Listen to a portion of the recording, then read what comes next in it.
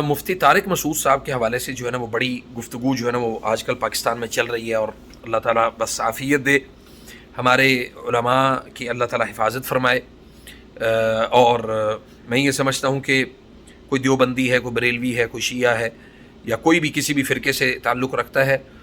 کبھی بھی وہ جان بوجھ کر یا قصداً کبھی بھی وہ اللہ کے نبی صلی اللہ علیہ وسلم کی جو تضحیک ہے یا مذاق ہے، نعوذ باللہ من ذالک، وہ کبھی نہیں کرے گا، یا صحابہ کرام کی تضحیک یا مذاق کبھی نہیں کرے گا۔ لیکن یہاں پہ ہمارے السفہاء بہت زیادہ ہیں، اور علماء جو ہیں وہ ان کے ساتھ ماتھا لگا لیتے ہیں۔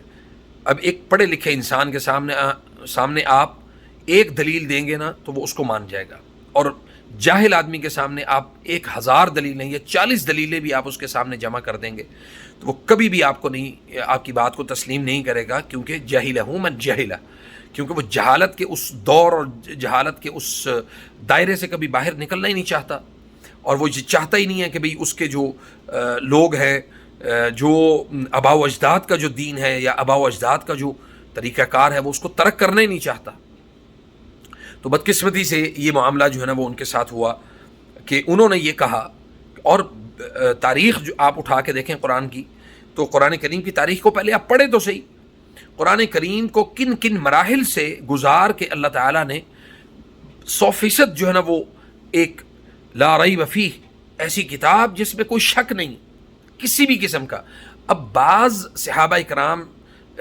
کے پاس اس طرح کی جو قرآن کریم کی جو موجود تھیں، یعنی اس کے مکتوب موجود تھے، اس کی لکھائی موجود تھی، جس کو بعد میں جو ہے بہت ساری ایسی آیات یا بہت ساری ایسی چیزیں جن کے اوپر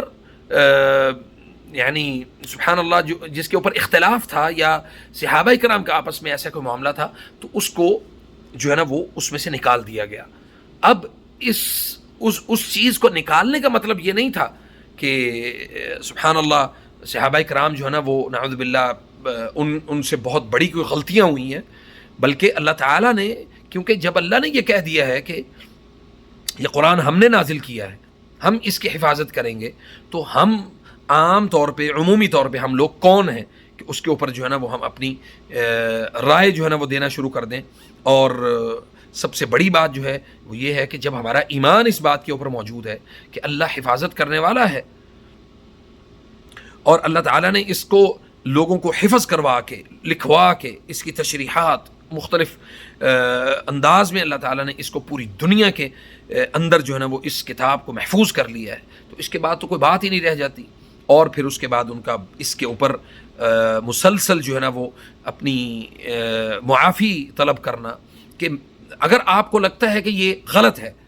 یہ جو میں نے بیان کیا وہ غلط ہے، تو میں اس کے اوپر معذرت کرتا ہوں، اس کے اوپر میں آپ سے عوام الناس سے، اللہ تعالیٰ سے پہلے اور بعد میں عوام الناس سے میں معافی کا طلبگار ہوں۔ لیکن لوگ ایسے ہیں کہ سبحان اللہ جب ایک چیز جہالت کی بنیاد پہ کسی شخص کے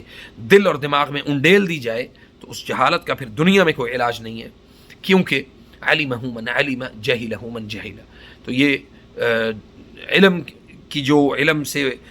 محبت کرنے والے جو لوگ ہیں وہ اس بات کو اچھے سے سمجھ جائیں گے، اور جو علم سے بے بہرہ لوگ ہیں، اپنے اکابرین اور اپنے جو ان کے مسالک کے جو بڑے لوگ موجود ہیں، جب آپ ان کی اندھا دھند پیروی کرنے لگ جائیں گے تو پھر آپ کے سامنے اسی طرح کی جو ہے نا وہ چیزیں آئیں گی جس کے اوپر آپ کے اپنے پاس کوئی قوت فیصلہ نہیں ہے کہ بھی ہم نے کس کو ڈکلیئر کرنا ہے کہ یہ گستاخ ہے نعوذ باللہ، اور کس کو ڈکلیئر کرنا کہ یہ گستاخ نہیں ہے۔ اب نعوذ باللہ نبی صلی اللہ علیہ وسلم کی شان میں ایسی چیزیں بڑھا چڑھا کے، یعنی جو اللہ نے شان بیان کر دی ہے، وَرَفَعْنَا لَكَ ذِكْرَكَ،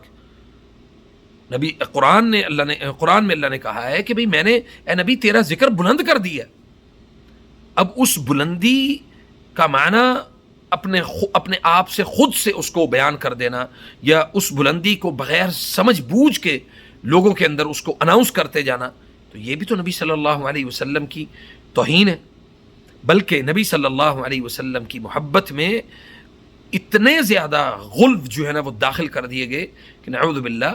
اللہ تعالیٰ کی محبت جو ہے نا وہ پیچھے رہ گئی، اور نبی صلی اللہ علیہ وسلم کی محبت جو ہے وہ آگے آ گئی۔ تو